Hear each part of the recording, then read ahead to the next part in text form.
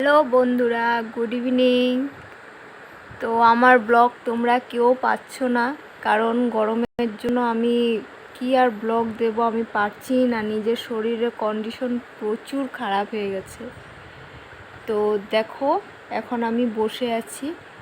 তো বসে বসে ভাবছি যে তোমাদেরকে দেখাই যে আমাদের এখানে ওয়েদারটা কি ঠান্ডা করেছে।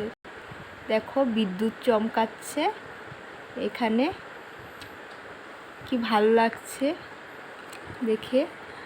খালি একটু বৃষ্টি দিলে ভালো হয়। আর তারপরে দেখবে যে কি সে আবার কাল সকাল থেকে একদম ফাটিয়ে রোদ দিয়ে দিয়েছে।